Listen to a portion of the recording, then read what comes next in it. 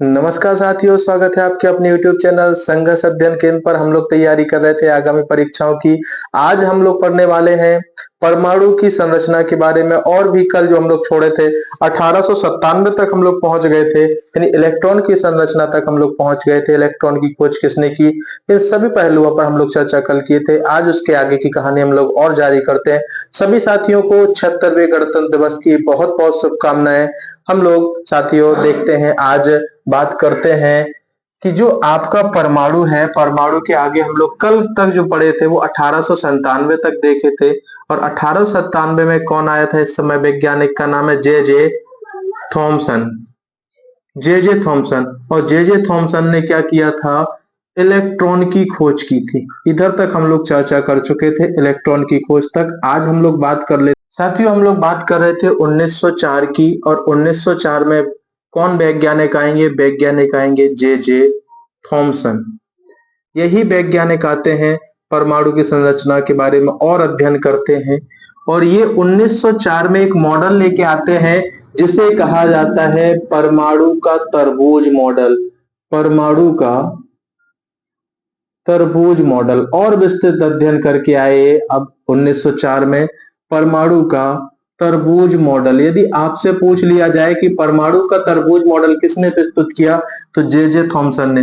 या इसी को ही बोला जाता है film pudding model. Film pudding model. यदि आपसे पूछ ले कि परमाणु का प्लम पुडिंग मॉडल किसने दिया, तो जे जे थॉमसन ने दिया। और ये प्लम पुडिंग मॉडल के बारे में क्या कहा? इस नियम के अनुसार, तो परमाणु का तरबूज मॉडल के अनुसार इस मॉडल में क्या कहा गया, यानी परमाणु का तरबूज मॉडल के अनुसार क्या कहा गया कि परमाणु एक धनावेशित धनावेशित गोला है जो प्रोटॉन से मिलकर बना है, जो प्रोटॉन से मिलकर बना है। इन्होंने क्या कहा परमाणु के बारे में और अध्ययन किया कि जो परमाणु का तरबूज मॉडल आया उसमें यह कहा कि परमाणु एक क्या है? एक धनावेशित गोला है जो प्रोटॉन से मिलकर बना है। इसमें इसमें अंदर इलेक्ट्रॉन बिखरे रहते हैं।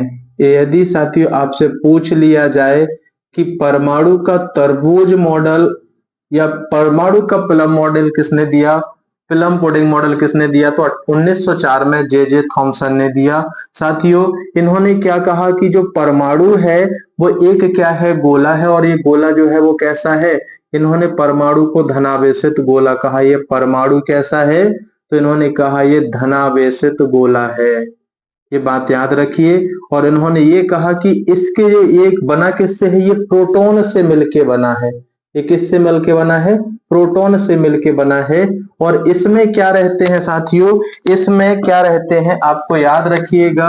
ये अंदर का जो भाग है, यानी क्या है? ये तरबूज के समान क्या है? एक होता है, एक संरचना दी इन्होंने। कैसा नाम क्या दिया साथियों? तो तरबूज। अंदरी भाग इसका क्या रहता है? आपको पता है रेड कलर का रहता है। आंतरिक भाग इसमें क्या है? रेड कलर का है। आंतरिक भाग के अंदर भाग इसमें क्या है? इलेक्ट्रॉन है। तो इसके अंदर क्या कहा इन्होंने? इलेक्ट्रॉन बिखरे रहते हैं। चारों ओर क्या रहते हैं? इलेक्ट्रॉन से घिरा रहता है या इलेक्ट्रॉन बिखरे रहते हैं। ये सब जगह क्या रहते हैं? इलेक्ट्रॉन बिखरे रहते हैं। ये बात आपको याद रखना। तो आप लोगों ने भी क्या देखा होगा साथियों कि जो तरबूज होता है, ये तरबूज के समान इन्होंने इसको संज्ञा दी। जो परमाणु का मॉडल था उसे किसके समान संज्ञा दी? तो तरबूज के समान। तरबूज का आंतरिक भाग, यानी तरबूज का जो आंतरिक भाग था, उस आंतरिक भाग को इन्होंने क्या कहा? प्रोटॉन कहा। साथियों क्या कहा? प्रोटॉन कहा।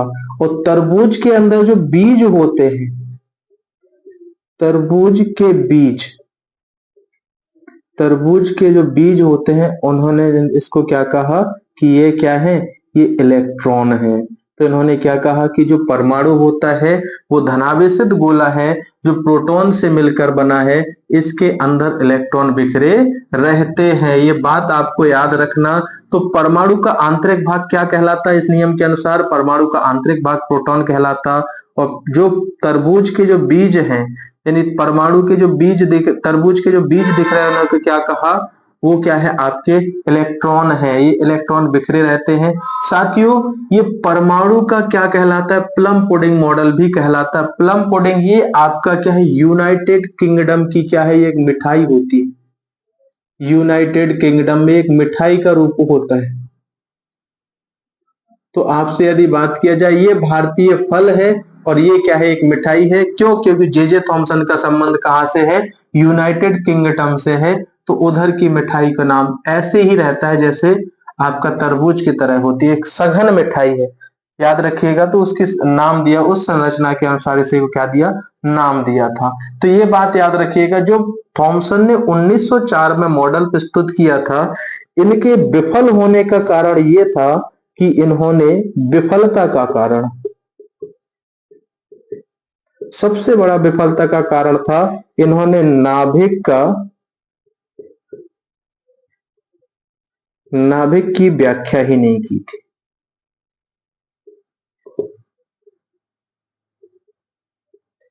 इस मॉडल का सबसे बड़ा विफलता होने का कारण क्या था? कि इन्होंने परमाणु में नाभिक की क्या नहीं की थी? व्याख्या नहीं की थी। इसी वजह से 1904 में क्या हो गया था? ये फेल माना जाता है। ये बात आपको याद रखना। अगले वैज्ञानिक जो आएंगे वो आएंगे कब साथियों? तो 1911 में। और 1911 में आएंगे आपके कौन? Ernest Rutherford. कौन आएंगे? Ernest Rutherford. अर्नेस्ट रदरफोर्ड आएंगे और ये मॉडल लेके आएंगे कौन सा? परमाणु का स्वर्णपत्री मॉडल। परमाणु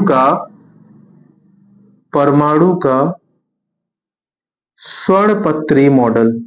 यदि आपसे पूछ लिया जाए कि परमाणु का स्वर्णपत्री मॉडल किसने प्रस्तुत किया और कब प्रस्तुत किया, तो साथियों बता दीजिएगा। 1911 में अर्नेस्ट रदरफोर्ड ने किया। किसने किया? 1911 में अर्नेस्ट रदरफोर्ड ने किया। और यह मॉडल क्यों प्रस्तुत किया गया? ये परमाणु का तरबूज मॉडल की विफलता के लिए प्रस्तुत किया गया। परमाणु का तरबूज मॉडल की कमियों को दूर करने के लिए प्रस्तुत किया। यानी जो कमी रही थी, तो ये मॉडल में क्या किया? अर्नेस्ट रदरफोर्ड ने परमाणु के जो क्या है, परमाणु का तरबूज जो मॉडल प्रस्तुत हुआ था, उसकी कमियों को दूर करने के लिए अपना क्या बनाया? परमाणु का स्वर्णपत्री मॉडल। और स्वर्णपत्री का मॉडल से समझ में आ रहा है कि इन्होंने इस मॉडल में क्या किया? सोने की पत्री का प्रयोग करके अल्फा कणों की बमबारी की। यानी इस मॉडल के अनुसार क्या कहा गया? सोने की पतली परत पर अल्फा कणों की बमबारी की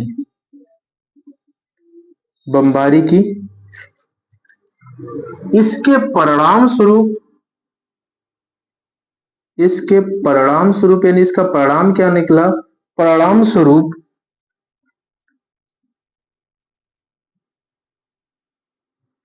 कण बिना विक्षेपित हुए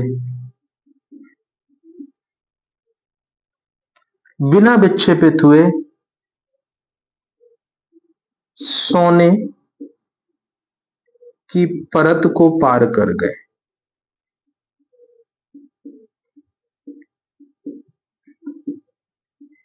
इसमें क्या हुआ कि जब इन्होंने अल्फा कणों की बमबारी की सोने की परत पर, तो वो कण क्या हुए? बिना विक्षेपित हुए सोने की परत को क्या कर गए? पार कर गए। तो इन्होंने निष्कर्ष क्या निकाला? पहला निष्कर्ष तो इन्होंने ये निकाला कि परमाणु का अधिकांश भाग क्या है? खोखला है। इन्होंने क्या निष्कर्ष निकाला?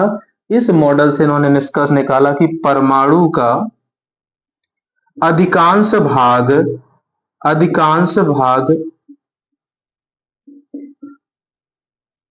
अधिकांश आंतरिक भाग, याद रखिएगा, अधिकांश भाग मत कीजिएगा, अधिकांश आंतरिक भाग क्या है? खोखला है। ये बात इन्होंने इस मॉडल से प्रस्तुत की। और इससे और भी इन्होंने बढ़िया क्या किया, यानी जब इन्होंने क्या किया, अल्फा कणों की बमबारी कहाँ की? इस सोने की परत पर किया। क्या किया साथियों? सोने की परत पर क्या किया इन्होंने? अल्फा कणों की बमबारी की। ये अल्फा कण होते हैं, ये क्या है? अल्फा कण। और जब सोने की परत पर गिराएंगे तो इसके कुछ कण क्या होते गए? ये किनारों की ओर चले गए, किनारों की ओर चले गए। और जब किनारों की ओर गए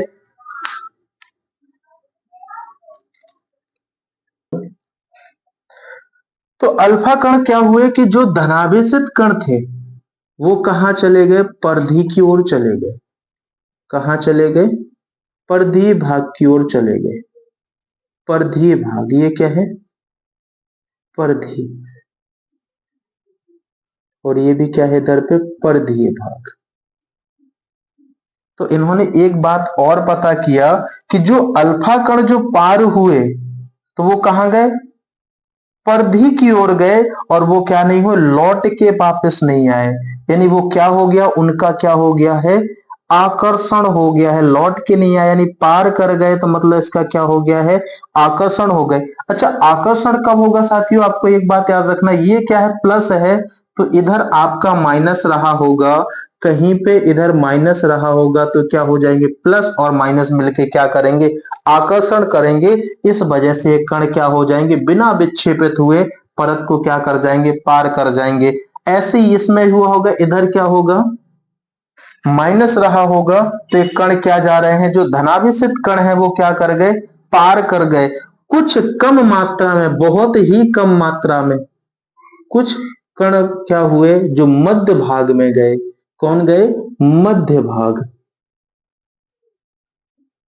और ये क्या हुए? ये कण क्या हो गए? ये प्रतिकर्षण हुए, यानी इस मध्य भाग से टकरा कर क्या हो गए? 180 डिग्री। कितने डिग्री? 180 डिग्री। ये क्या हो गए? वापस हो गए। बहुत कम कण, बहुत कम कण ये क्या हुए? लौट कर क्या हो गए? प्रतिकर्षित हो गए। ये क्या हो गए? लौट कर क्या हो गए? प्रतिकर्षित हो गए।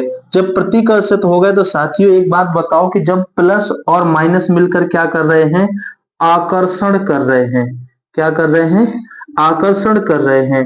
और यदि ये कहीं पे माइनस और माइनस मिल जाएगा तो इसका क्या हो जाएगा? प्रतिकर्षण हो जाएगा। प्लस प्लस मिल जाएगा तो क्या हो जाएगा? प्रतिकर्षण हो जाएगा। माइनस माइनस मिल जाएगा तो क्या हो जाएगा साथियों?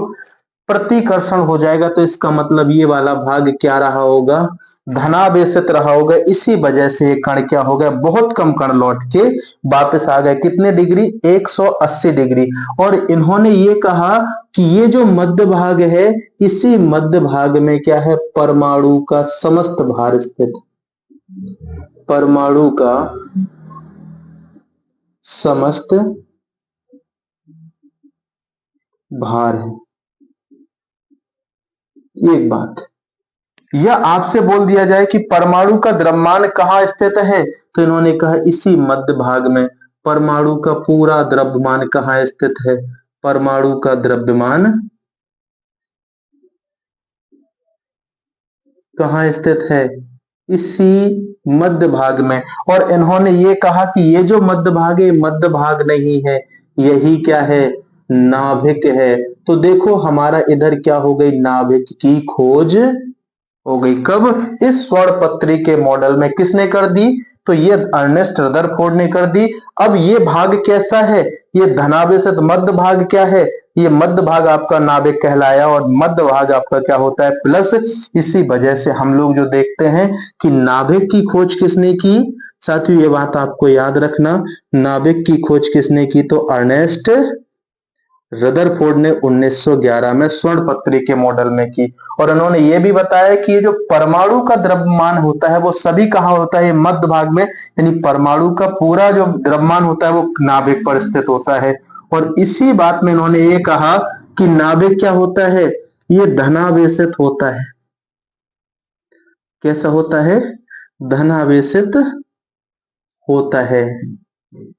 और इन्होंने ये कहा कि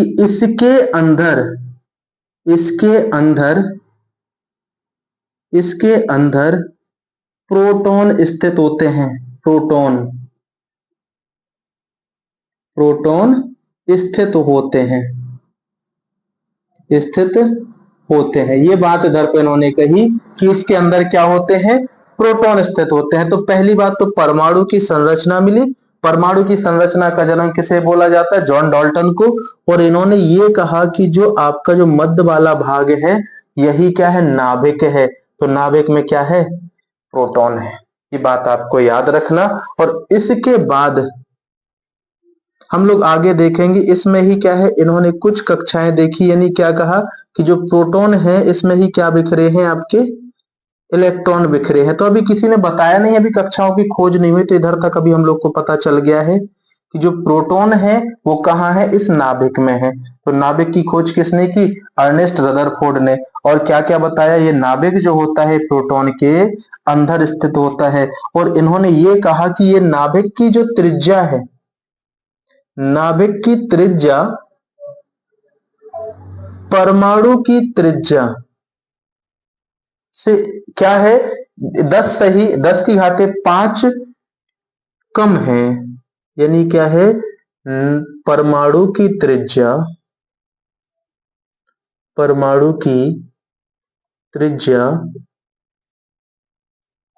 नाभिक की त्रिज्या से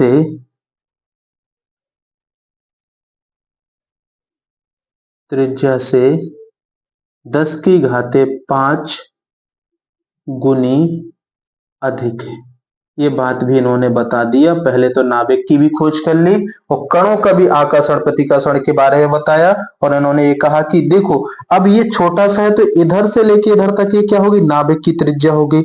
और इसके बाहर जो होगी वो क्या होगी, परमाणु की त्रिज्या। तो इन्होंने ये भी कहा कि जो नाभिक की त्रिज्या परमाणु की त्रिज्या है इसका मापन किसमें किया जाता है, परमाणु की त्रिज्या की यदि खोज पूछ लिया जाए तो अर्नेस्ट रदरफोर्ड ने। नाभिक की त्रिज्या की खोज किसने की, तो अर्नेस्ट रदरफोर्ड ने। इसका मापन किसमें किया जाता है, जो परमाणु की त्रिज्या होती है वो एंगस्ट्रॉम में किया जाता है। एंगस्ट्रॉम में परमाणु की त्रिज्या का मापन किसमें किया जाता है, एंगस्ट्रॉम में। या कई किताबों में ये नैनोमीटर लिखा हुआ है, नैनोमीटर। ये बात आपको याद रखना। और यदि आपसे पूछ ले कि नाभिक की त्रिज्या का मापन किस में किया जाता है, किससे करते हैं, तो नाभिक की त्रिज्या का मापन करते हैं फर्मी से। किससे करते, फर्मी से। तो एक एक प्रश्न और याद रखना आपको कि एक एंगस्ट्रॉम बराबर होता है 10⁻⁻10 मीटर। ये बात भी आपको याद रखना। और एक नैनोमीटर बराबर होता है 10⁻⁹ मीटर। ये बात भी आपको याद रखना। दूसरा इससे बढ़िया एक प्रश्न और याद रखना कि एक फर्मी बराबर क्या होता है, एक फर्मी बराबर होता है 10⁻⁻15 मीटर। इसी वजह से इन्होंने क्या कहा कि जो आपकी परमाणु की त्रिज्या है नाभिक की त्रिज्या से 10⁵5 गुनी अधिक है। इन्होंने क्या कहा, जो नाभिक है उसका जो केंद्र है वो उधर से नाभिक की त्रिज्या परिधि तक जो जाएगा, तो उसके बाद इन्होंने नाभिक से गुजरता हुआ जो परिधि तक रेखा गई वो क्या है, परमाणु की त्रिज्या। तो इन्होंने परमाणु त्रिज्या की भी खोज की, नाभिक त्रिज्या की भी खोज की और नाभिक की भी खोज किया। और क्या बताया, इनके मॉडल में ये बताया कि सोने की पतली परत जो थी अल्फा कणों की बमबारी की, तो उसमें क्या हुआ, बिना विक्षेपित हुए कण क्या हो गए, परत से बाहर हो गए। इन्होंने निष्कर्ष ये निकाला कि परमाणु का अधिकांश आंतरिक भाग क्या होता है, खोखला होता है। तो ये बात याद रखिएगा। क्या क्या चीजें मिलेंगी हमें और क्या पढ़ लेते साथियों हम लोग, ये जो नाभिक है, नाभिक का यदि क्या होगा, विखंडन होगा, ये क्या होगा, नाभिक का विखंडन होगा। तो याद रखिएगा जब नाभिक क्या हो जाए छोटे छोटे, जब नाभिक क्या हो जाए छोटे छोटे नाभिकों में विभाजन, यानी क्या हो जाए जब एक बड़ा सा नाभिक हो वो क्या हो जाए छोटे छोटे नाभिकों में क्या हो जाए विभाजन हो जाता है, तो यही क्रिया क्या कहलाती है नाभिकीय विखंडन। क्या कहलाती है साथियों नाभिकीय विखंडन अभिक्रिया। तो समझ में आया, यानी जब नाभिक क्या हो जाए टूट जाए छोटे छोटे टुकड़ों में टूट जाए तो ये क्या हो जाती है नाभिकीय विखंडन अभिक्रिया कहलाती है। और नाभिकीय विखंडन से क्या होता है ऊर्जा उत्पन्न होती है साथियों, क्या होती है ऊर्जा उत्पन्न होती है। और कैसी ऊर्जा होगी तो कार्बन मुक्त ऊर्जा। कैसी ऊर्जा उत्पन्न प्राप्त होगी या कैसी ऊर्जा उत्पन्न होगी तो कार्बन मुक्त ऊर्जा प्राप्त होती है। ये बात आपको याद रखना। और इसमें नाभिकीय विखंडन में जब यूरेनियम को क्या हो जाए यूरेनियम U92, और इसका यदि परमाणु भार यदि पूछा जाए तो कितना होता है 235। जब हम क्या करेंगे इसको क्या करेंगे तोड़ेंगे तो ये क्या हो जाएगा दो भागों में बट जाएगा, एक तो बेरियम के कणों में बट जाएगा और बेरियम का आपको क्या याद रखना है बेरियम कितना होता है 56 होता है, और इसका यदि परमाणु भार पूछा जाए तो कितना हो जाएगा 141 हो जाएगा साथियों। और दूसरा भाग जो होगा वो किसमें क्रिप्टॉन में टूट जाएगा Kr, और Kr कितना होता है तो Kr 36 होता है। कितना होता है 36, और इसका कितना भार होगा तो 92, और साथ में इसमें 3 इलेक्ट्रॉन क्या होंगे साथियों मुक्त होंगे, साथ में क्या होगी 200 MeV की ऊर्जा प्राप्त होगी, यानी ऊर्जा कितनी मिलेगी 200 MeV की ऊर्जा मुक्त होगी। तो यानी क्या हो जाए जब आपका क्या हो जाए नाभिक छोटे छोटे नाभिकों में विभाजन हो जाता है तो वो अपक्रिया क्या कहलाती है नाभिकीय विखंडन अपक्रिया कहलाती है। नाभिक के विखंडन या नाभिक के टूटने से हमें क्या मिलती है ऊर्जा उत्पन्न होती है, ऊर्जा मिलती है। और कैसी ऊर्जा मिलेगी तो कार्बन मुक्त ऊर्जा मिलेगी। जब हम यूरेनियम को तोड़ेंगे तो दो भागों में बट जाएगा, एक तो बेरियम और क्रिप्टॉन के कणों में टूट जाएगा। याद रखिए जो नाभिकीय विखंडन पर आधारित अपक्रिया होती है तो आपका परमाणु बम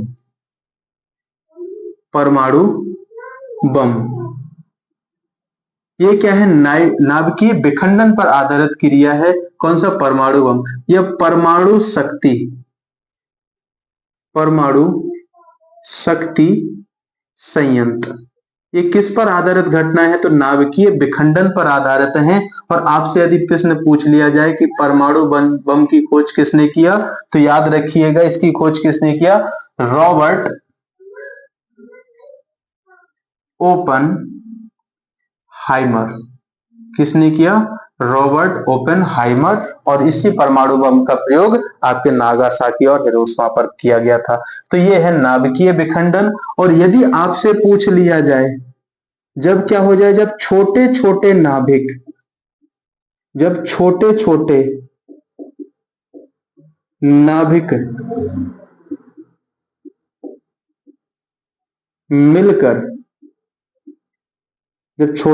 नाभिक मिलकर एक बड़ा नाभिक बनाते हैं तो वो क्या कहलाता है नाभिकीय संलयन, यानी क्या कहलाता है नाभिकीय संलयन अपक्रिया। यानी क्या हो जाए जब नाभिक आपका छोटे छोटे भागों में विभाजन हो जाए, एक बड़ा नाभिक छोटे छोटे नाभिकों में बट जाता है तो नाभिकीय विखंडन, और जब छोटे छोटे नाभिक मिलकर एक बड़ा नाभिक बनाते हैं तो वही अभिक्रिया कहलाती है नाभिकीय संलयन साथियों। और नाभिकीय संलयन से भी क्या होती है ऊर्जा उत्पन्न होती है। और ये क्या होता है जो आपकी नाभिकीय अपक्रिया होती है नाभिकीय संलयन अपक्रिया होती है साथियों, ये उच्च ताप और उच्च दाब वाली अपक्रिया है।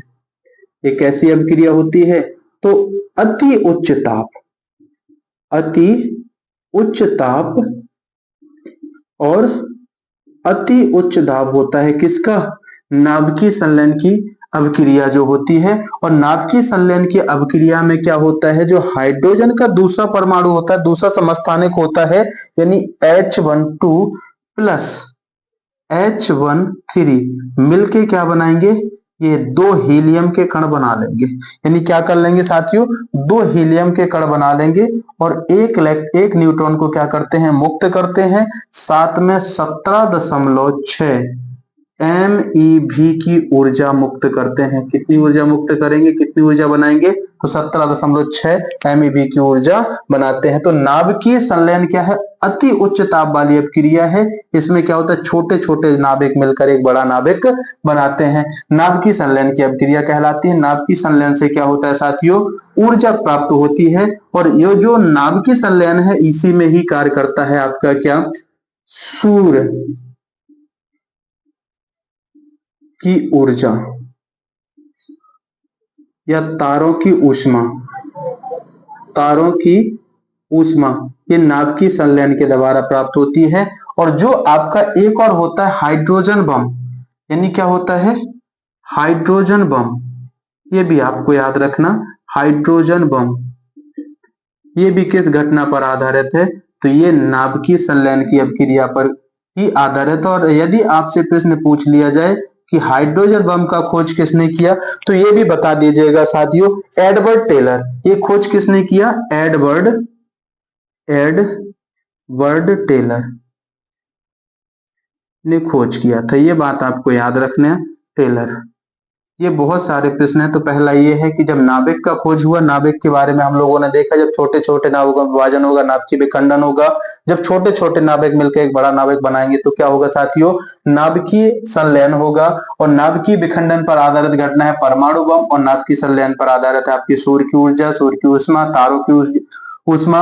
और आपके हाइड्रोजन बम में किस क्रिया पर आधारित है, नाभिकीय संलयन पर। का कारण ये था साथियों, परमाणु का स्वर्ण का मॉडल विफलता का कारण ये था कि परमाणु क्या होना चाहिए इनके हिसाब से, कि परमाणु, इन्होंने बताया है कि परिभाषा ये बताई है कि इलेक्ट्रॉन जब क्या करते हैं, गति करते हैं, तो इलेक्ट्रॉनों से क्या होती है, ऊर्जा कमी होती है गति करने से।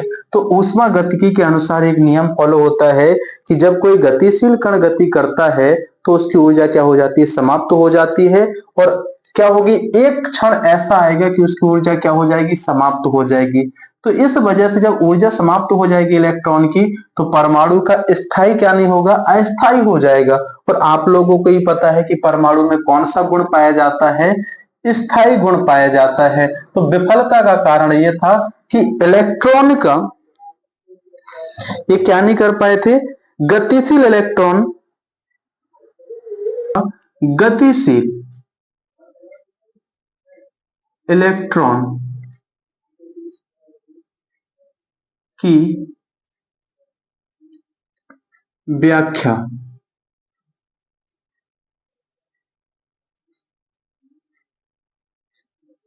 नहीं कर पाए। और ये क्या माना जाता है, ये विफल माना जाता है। अगले वैज्ञानिक आएंगे 1913 में, और 1913 में आएंगे नील्स बोर। नील्स बोर 1913 में आएंगे कौन, नील्स बोर। और ये है क्या करेंगे, परमाणु का स्थायित्व मॉडल पेश करेंगे। और ये क्या बताएंगे, बोर का मॉडल भी कहा जाता है, बोर का मॉडल। इन्होंने क्या क्या कहा, तो इनके मॉडल के अनुसार क्या क्या चीजें हुई। पहला तो ये भी इन्होंने बहुत सारी चीजें बताई। इन्होंने ये कहा कि इन्होंने कहा, नील्स बोर ने ये कहा कि जो परमाणु है, परमाणु के केंद्र को नाभिक कहा जाता है। रदरफोर्ड की बात को इन्होंने दोहरा दिया। और यह धनावेशित होता है, क्या होता है, धनावेशित होता है। इन्होंने ये भी बताया कि इसके चारों ओर कक्षाओं में इलेक्ट्रॉन चक्कर लगाते हैं। इन्होंने क्या बता दिया कि जो आपकी कक्षाएं हैं ये आपका क्या है, परमाणु है। परमाणु के बीच में क्या है, एक केंद्र है। केंद्र को ही क्या कहते हैं, इसे नाभिक कहते हैं। और नाभिक के चारों ओर क्या होता है, इलेक्ट्रॉन चक्कर लगाते हैं कक्षाओं में। यानी इलेक्ट्रॉन क्या करते हैं, चारों ओर क्या करेंगे, कक्षा लगाए, कक्षाओं में क्या करेंगे, चक्कर लगाएंगे। तो पहला तो ये हो गया। यदि आपसे पूछ ले कि कक्षाओं की खोज किसने की, इन्होंने ही बताया कक्षाओं की खोज। और कितनी कक्षाएं खोजी, तो इन्होंने 4। और कौन कौन सी कक्षा, के, एल, एम और एन। इन्होंने ये बताया कि जो इलेक्ट्रॉन होंगे वो इन 4 कक्षाओं में चक्कर लगाएंगे। तो पहला तो कक्षाओं की खोज हो गई। दूसरा इन्होंने ये बताया कि जो गतिशील कण है, गतिशील कण, यानी इन्होंने क्या बताया कि व्यक्ति पथ पर गतिशील कण,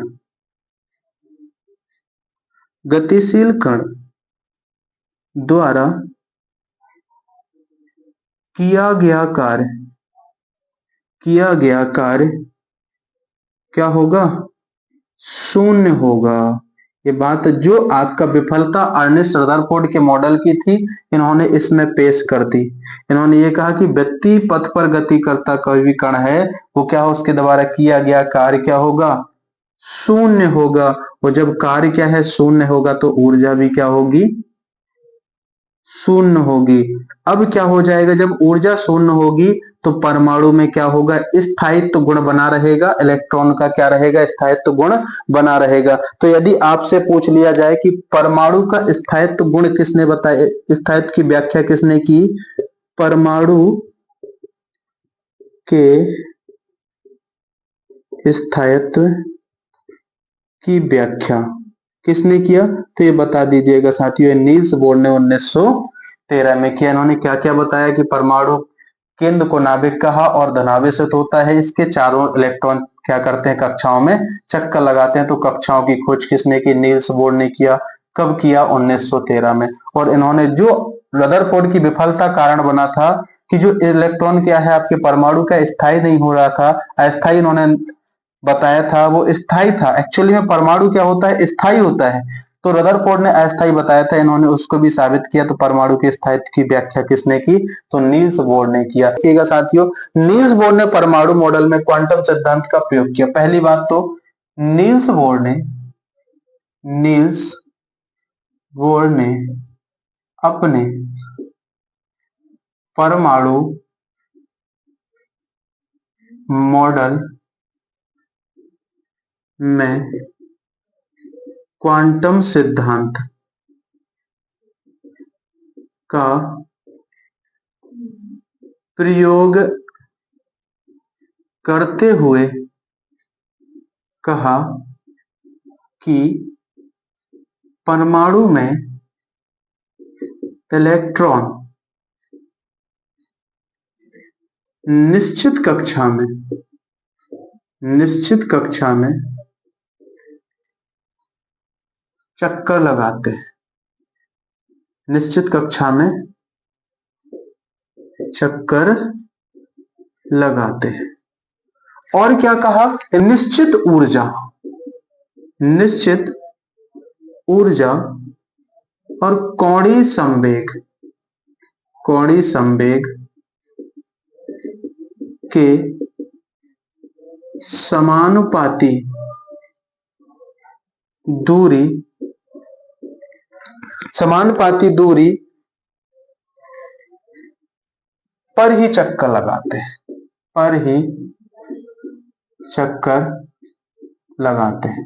यानी क्या होते हैं कि निश्चित ऊर्जा और कोणीय संवेग के समानुपाती दूरी पर ही क्या करेंगे, चक्कर लगाते हैं। याद रखिए इन्होंने किसका प्रयोग किया, तो नील्स बोहर ने अपने नियम में क्वांटम सिद्धांत का प्रयोग किया। और यदि आपसे पूछ लिया जाए कि क्वांटम सिद्धांत किसने दिया, तो मैक्स प्लांक ने दिया। किसने दिया, मैक्स प्लांक। ये बात आपको याद रखना, क्वांटम सिद्धांत किसने प्रस्तुत किया था, तो मैक्स प्लांक ने। इन्होंने क्या कहा, क्वांटम सिद्धांत का प्रयोग किया और इसमें यह कहा कि जो आपका परमाणु है इसमें क्या रहते हैं, इलेक्ट्रॉन रहते हैं। इलेक्ट्रॉन क्या करते हैं, कक्षाओं में चक्कर लगाते हैं। कैसे कक्षाओं में चक्कर लगाएंगे, तो निश्चित कक्षाओं में। तो इन्होंने कक्षा की बात किया, कक्षाओं की बात की। कक्षाएं कौन सी होती है, के, एल, एम और एन। यानी जो कक्षाओं की खोज किसने की है, तो नील्स बोर ने किया। अगले वैज्ञानिक की बात कर लेते हैं, 1913 में ही आते हैं। और 1913 में कौन आएंगे, फ्रेडरिक सोडी। 1913 में ही कौन आएंगे साथियों, फ्रेडरिक सोडी।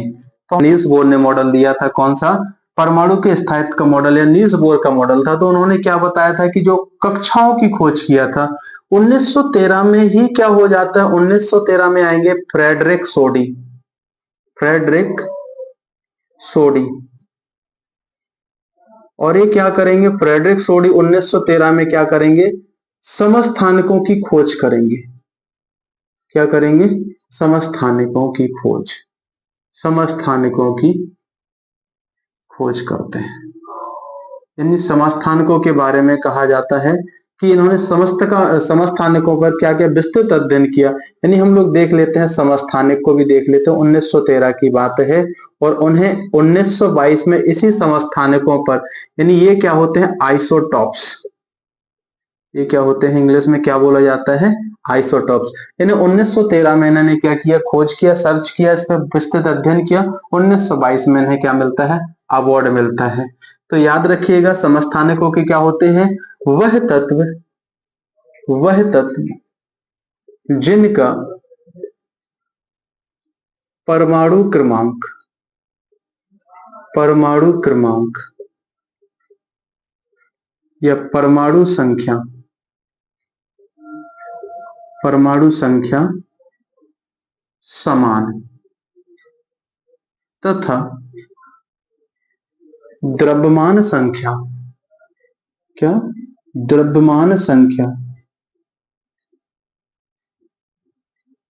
भिन्न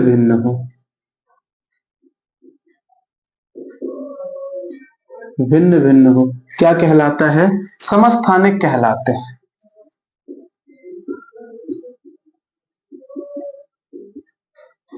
समस्थानिक कहलाते हैं। ये 1913 में ही जब आपका नील्स बोर का मॉडल आया था और वैज्ञानिक अध्ययन कर रहे थे, हर चीज पर अध्ययन कर रहे थे, तो 1913 में ही फ्रेडरिक सोडी ने समस्थानिकों की खोज किया। तो इन्होंने ये कहा कि वह तत्व जिनका परमाणु क्रमांक या परमाणु संख्या क्या है, समान है और द्रव्यमान संख्या क्या है, भिन्न भिन्न हो, वो क्या कहलाते हैं, समस्थानिक कहलाते हैं, आइसोटॉप्स कहलाते हैं। यानी इसमें भी इन्होंने क्या कहा कि ये जो परमाणु संख्या का भिन्न भिन्न होना, यानी सॉरी, ये द्रव्यमान संख्या भिन्न भिन्न क्यों होती है, इस पर भी इन्होंने चर्चा की कि जो द्रव्यमान संख्या है, यानी द्रव्यमान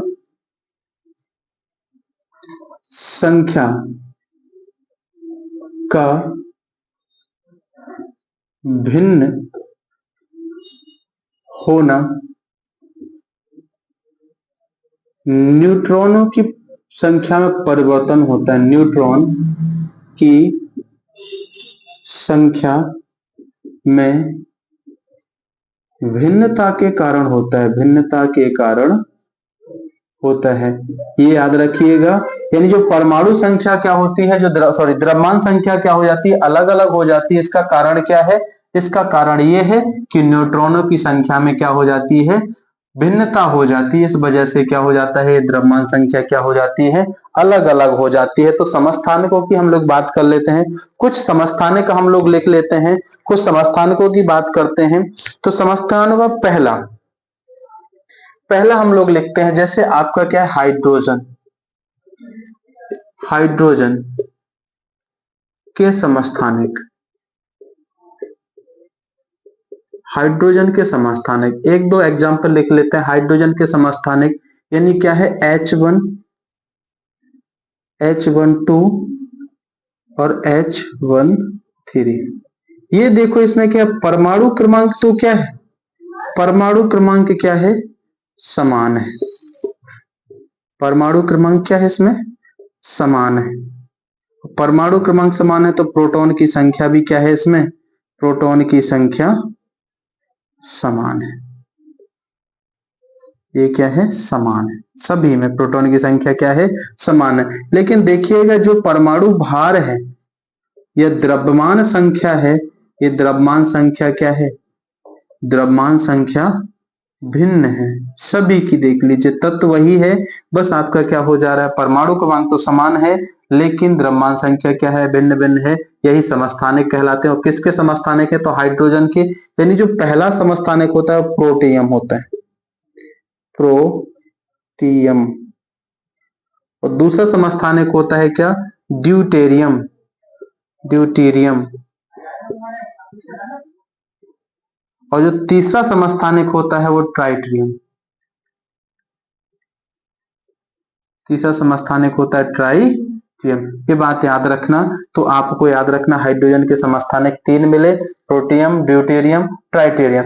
और यदि आपसे पूछ लिया जाए ये जो ड्यूटेरियम है इसका उपयोग कहाँ करते हो, आप इसका उपयोग करते हो कहाँ पे, इसका भारी जल बनाने के लिए, भारी जल बनाने में।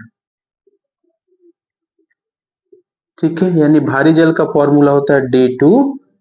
और यदि आपसे पूछ ले कि हाइड्रोजन के जो समस्थानिक होते हैं ये अभिक्रिया श्रृंखला, श्रृंखला अभिक्रिया में मंदक के रूप में प्रयोग करते हैं। यानी हाइड्रोजन का जो समस्थानिक होता है उसका क्या करते हो, हाइड्रोजन के समस्थानिक होता है कौन सा, H2।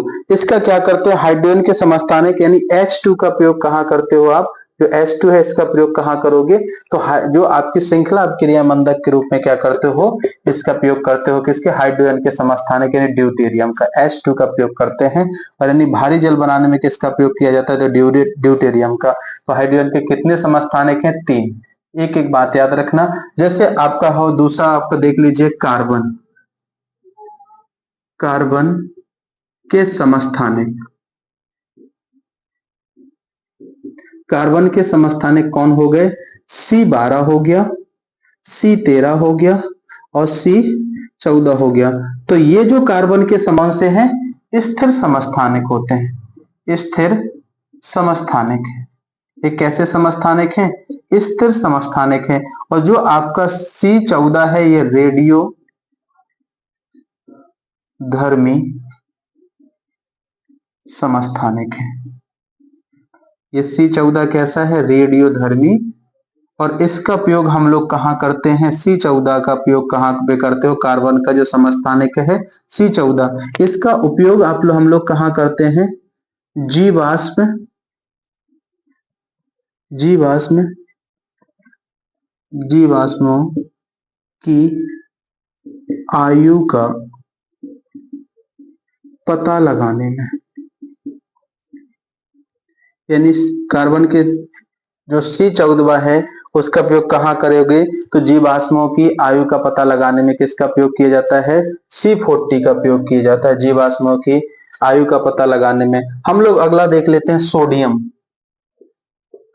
सोडियम, सोडियम के कितने समस्थानिक हैं, तो याद रखिएगा सोडियम 21, सोडियम 22 नहीं होता है इसमें, 21 नहीं होता है, ये क्या होते हैं 22 होते हैं सोडियम के समस्थानिक, 22, 23 और 24। ये क्या है, सोडियम समस्थानिक होते हैं। 22 और 23 क्या होते हैं, ये जो सोडियम के हैं तो रेडियो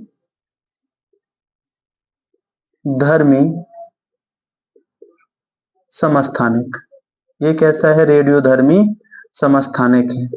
और आपका जो N23 है ये एकमात्र प्राकृतिक समस्थानिक। यानी आपसे पूछ लिया जाए कि सोडियम का एकमात्र प्राकृतिक समस्थानिक कौन है, तो Na23। और जो आपके दो हैं तो वो कौन से रेडियोधर्मी समस्थानिक हैं, Na22 और Na24। और आपका ये भी पता है कि Na24 का प्रयोग हम लोग कहाँ करते हो, इसका उपयोग यानी इसका उपयोग हम लोग कहाँ करते हैं, तो सोडियम के जो समस्थानिक हैं इसका उपयोग कहाँ करते हो, सोडियम के समस्थानिकों का उपयोग हम लोग करते हैं रक्त के थक्का का पता लगाने में। यानी हम लोग इसका उपयोग कहाँ करते हैं, रक्त के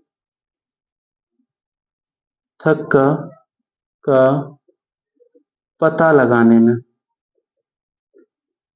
ये बात आपको याद रखना। तो आपसे यदि पूछ ले कि जो आपके समस्थानिक होते हैं तो हम लोग सीधा बोल सकते हैं कि समस्थानिकों का उपयोग।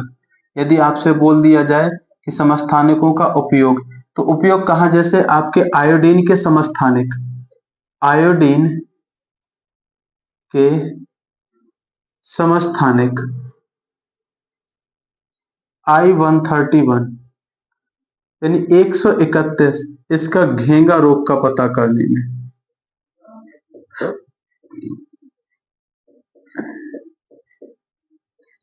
करने में किया जाता है। यानी आयोडीन का हम लोग कहा, ये भी तो आपको कोबाल्ट का समस्थानिक है, कोबाल्ट के समस्थानिक, कोबाल्ट के समस्थानिक CO60 कैंसर के इलाज में। यानी कोबाल्ट का उपयोग कहाँ करते, आर्सेनिक,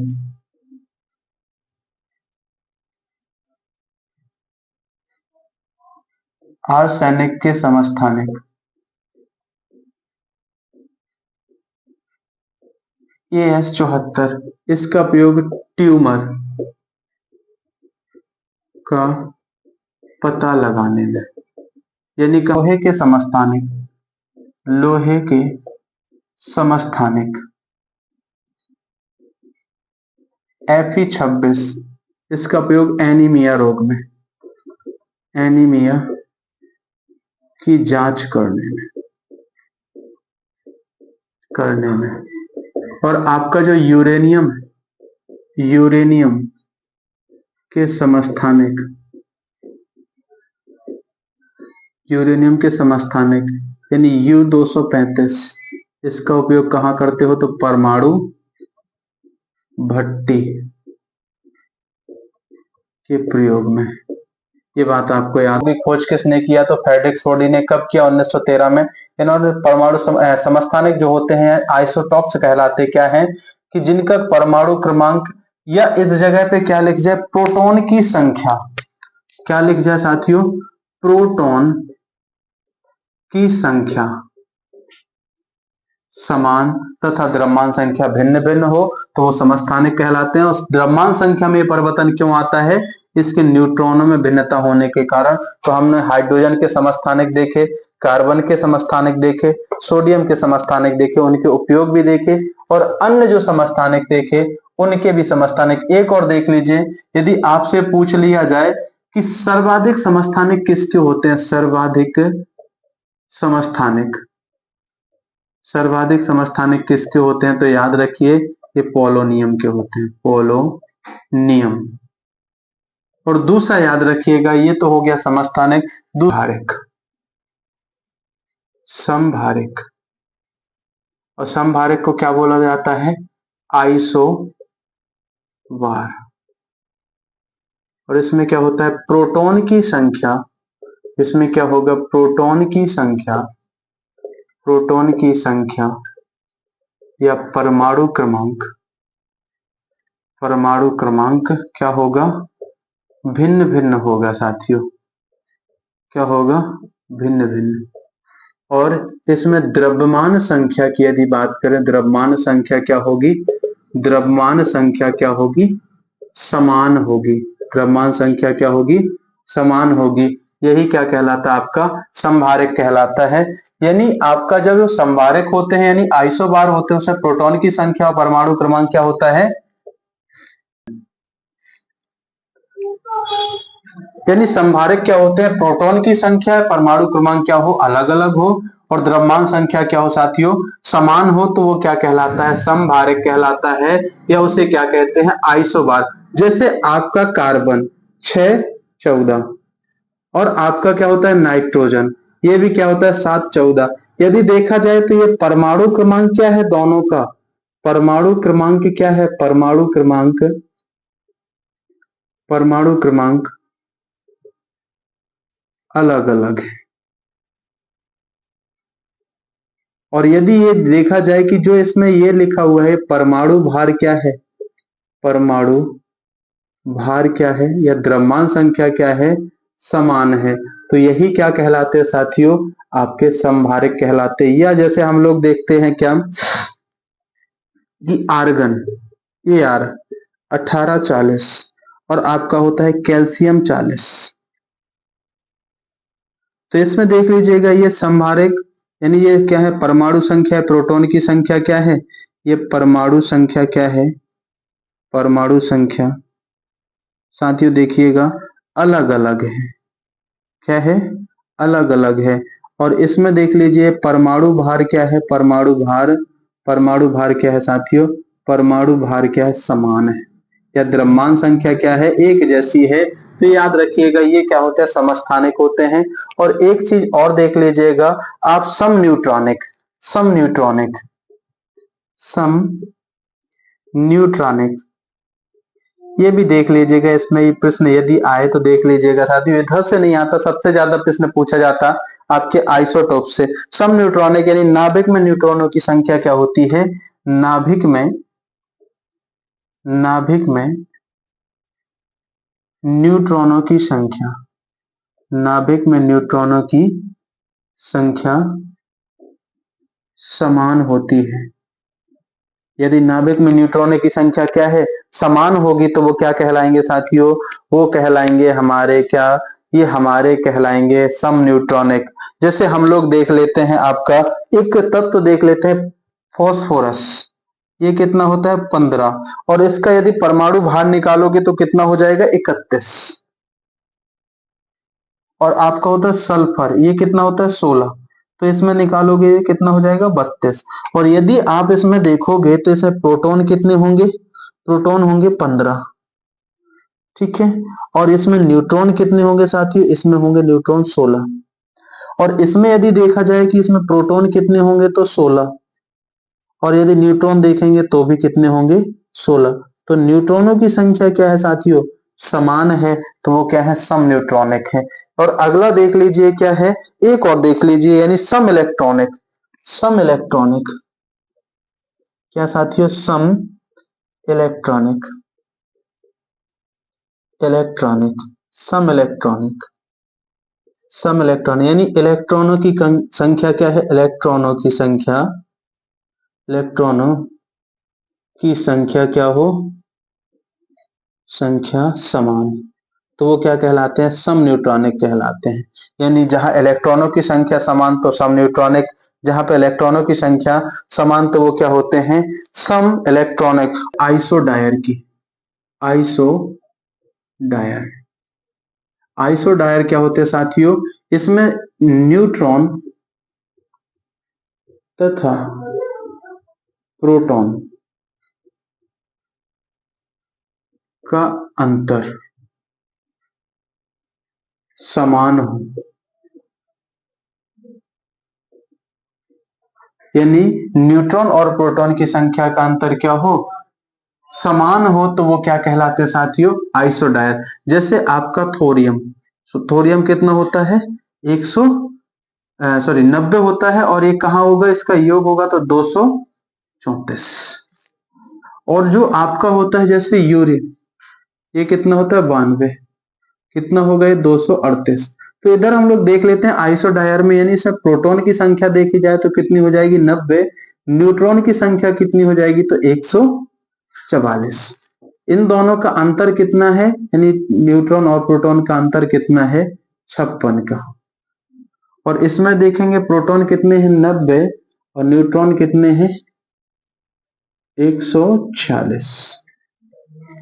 तो इसका भी अंतर कितने का है साथियों, न्यूट्रॉन और प्रोटॉन का अंतर देखो कितना है, तो 56 है। जब न्यूट्रॉन और प्रोटॉन का अंतर क्या आ जाए, समान आ जाए, तो वो क्या कहलाते हैं साथियों, आइसोडायर। हम लोगों ने देखा साथियों, समस्थानिक देखे, समभारिक देखे, सम न्यूट्रॉनिक देखे, सम इलेक्ट्रॉनिक देखे और आइसोडायर देखे। ये बातें थी 1913 की। अगली बात हम लोग कर लेते हैं बात 1919 की। और 1919 में अब वैज्ञानिक आएंगे कौन, हमारे सोमरफील्ड।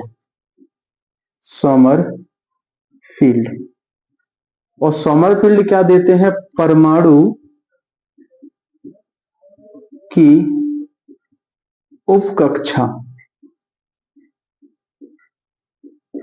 उपकक्षाओं की खोज करते हैं। और इन्होंने ये कहा, जो आपके 1913 में नील्स बोर ने कक्षा को खोजा था, इन्होंने ये कहा कि कक्षाओं में भी क्या होती हैं, उपकक्षाएं होती हैं, उपकक्षा होती है और उन उपकक्षा में रहते हैं क्या, कक्षक रहते हैं। और इन्होंने कहा कि इन कक्षकों में क्या रहते हैं, इलेक्ट्रॉन रहते हैं। क्या रहते हैं, इलेक्ट्रॉन रहते हैं। तो ये बातें याद रखिएगा।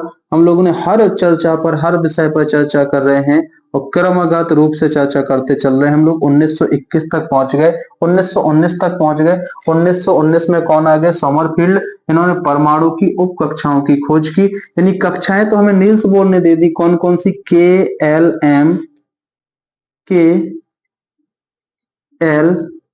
एम और कौन सी कक्षा मिली, एन। और जो इन्होंने उपकक्षाओं को बताया क्या, एस, पी, डी और एफ। और इन्होंने ये कहा कि जो आपकी एस उपकक्षा है उसमें आपके एक उपकक्षा यानी कक्षक कितने होते हैं, एक होते हैं। जो आपकी पी उपकक्षा है उसमें 3 उपकक्षक होते हैं। और इन्होंने ये कहा कि जो आपकी डी उपकक्षा होती है उसमें 5 कक्षक होते हैं। जो आपकी एफ उपकक्षा होती है उसमें 7 कक्षक होते हैं। और उन्होंने ये कहा कि एक कक्षक, जो कक्षक होते हैं, कक्षक में क्या रहते हैं, इलेक्ट्रॉन रहते हैं। और उन्होंने कहा कि एक कक्षक में अधिकतम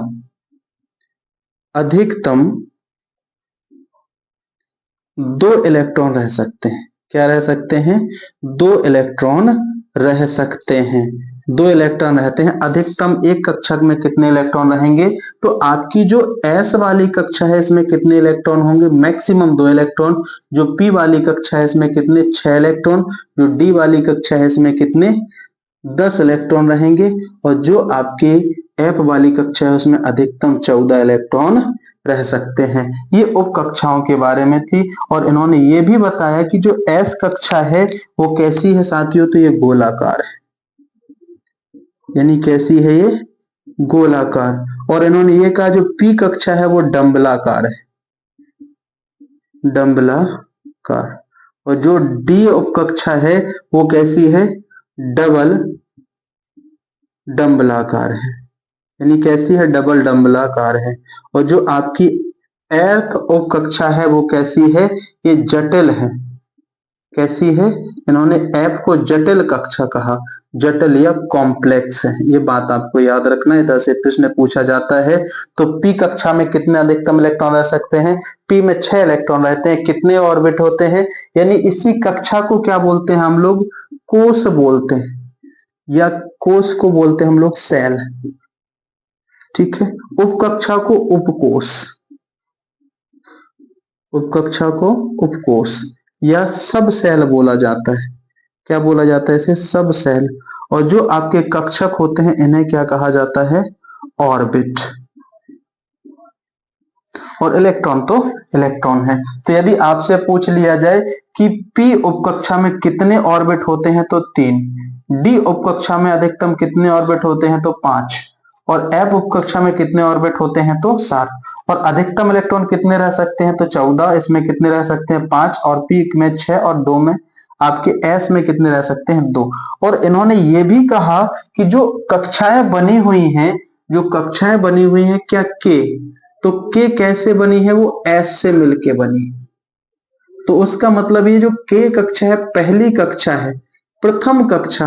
और इन्होंने क्या कहा, जो प्रथम कक्षा में इलेक्ट्रॉन क्या होंगे, अधिकतम। इन्होंने ये कहा कि किसी भी कक्षा में, किसी भी कक्षा में अधिकतम इलेक्ट्रॉन कितने होंगे, 2n² होंगे। तो ये कैसे हो सकते हैं, तो इन्होंने ये कहा कि n बराबर k, तो याद रखिए कैसे बना है n बराबर k। तो आप लोग बताइए कि k जो कक्षा बनी है वो किस उपकक्षक से है, तो k में कितने इलेक्ट्रॉन होंगे, 2। और अगली कक्षा है l, तो ये किससे बनी, s प्लस p उपकक्षक से मिलके बनी। और इसका मतलब है कि s में 2 इलेक्ट्रॉन होंगे, p में कितने होंगे, 6। तो l कक्षा में कितने इलेक्ट्रॉन रह सकते हैं, 8। अगली कक्षा क्या है, तीसरी जो कक्षा है m, ये किससे मिलके बनी, s p प्लस d। तो इसमें इलेक्ट्रॉन कितने होंगे, 2 प्लस 6 प्लस 10, तो अधिकतम इलेक्ट्रॉन कितने होंगे, 18। अगली कक्षा क्या है n, तो क्या हो, s p d plus f। तो इस n कक्षा में कितने इलेक्ट्रॉन रह सकते हैं, तो 2 प्लस 6 प्लस 10 प्लस 18, यानी 32 इलेक्ट्रॉन रह सकते हैं। आपसे यदि कल के दिन पूछ ले कि k कक्षा में कितने इलेक्ट्रॉन रह सकते हैं, तो अधिकतम 2 इलेक्ट्रॉन, l कक्षा में कितने, तो अधिकतम 8 इलेक्ट्रॉन, m कक्षा में अधिकतम तो 18, और n कक्षा में कितने इलेक्ट्रॉन रह सकते हैं, तो 32 इलेक्ट्रॉन रह सकते हैं। साथियों ये बातें थी हमारे यहाँ 1921 तक, हम लोगों ने 1919 तक हम लोगों ने क्या किया, इन मॉडलों के बारे में किया। तो मॉडल जो हमारे आए थे, सोमरफेल्ड है, सोमरफेल्ड ने उप कक्षाओं की खोज की, और इन्होंने कहा किसी भी कक्षा में या उप कक्षा में अधिकतम इलेक्ट्रॉन क्या हो सकते हैं, तो 2n²। तो इन्होंने उप कक्षा के बाद ये कहा कि जो उपकक्षक होते हैं उनमें क्या रहते हैं, कक्षक रहते हैं, कक्षकों में इलेक्ट्रॉन घूमते रहते हैं। ये बात याद रखिए। इन्होंने कक्षकों की, उपकक्षकों की आकृति भी बताई कैसी होती है, इलेक्ट्रॉनों की संख्या भी बताई, और इन्होंने ऑर्बिटों की संख्या भी बताई। तो याद रखिएगा, हम लोगों ने इसका विस्तृत रूप में चर्चा किया है। तो अगला हम जो पढ़ने वाले हैं 1921 का मॉडल आने वाला है, और बोर बरी की योजना आने वाली है। और वो मिलते हैं अगले लेक्चर में। सभी को थैंक यू।